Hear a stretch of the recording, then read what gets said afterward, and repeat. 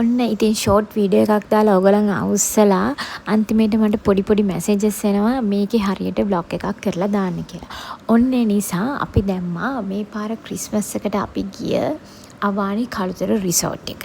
මේක ඉතින් අපි දෙන්නට පුරුදු තැනක්.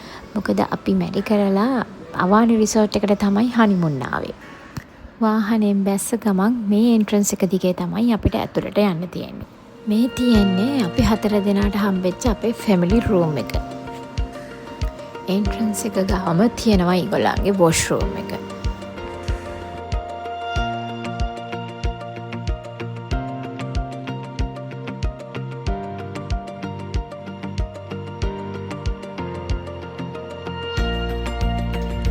හයි මේ ඉන්නේ මම.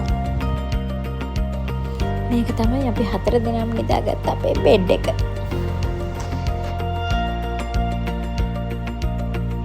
අපි බලමු අවානි එකේ බැල්කනි ඒරියා එක කොහොමද කියලා. වව්. හරිම ලස්සනයි නේද?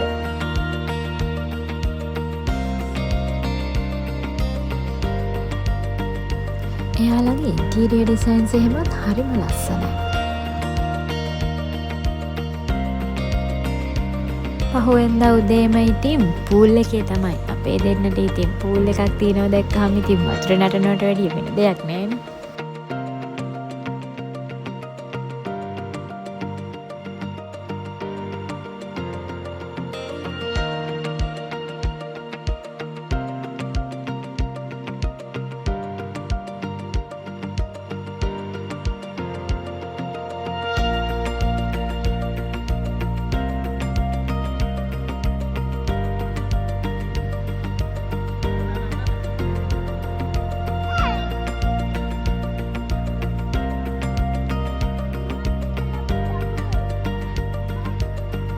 ඒ අතරේ අපිට පුංචි මුහුදු යාළුවෙකුත් හම්බුණා.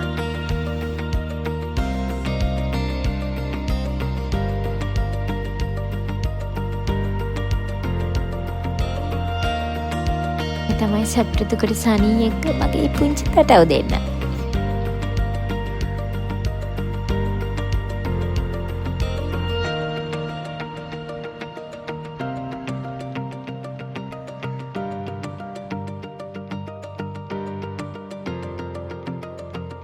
ඔන්න එහෙනම් අදට මේ vlog එක ඉවරයි. අපි ගිහින් එන්නම්.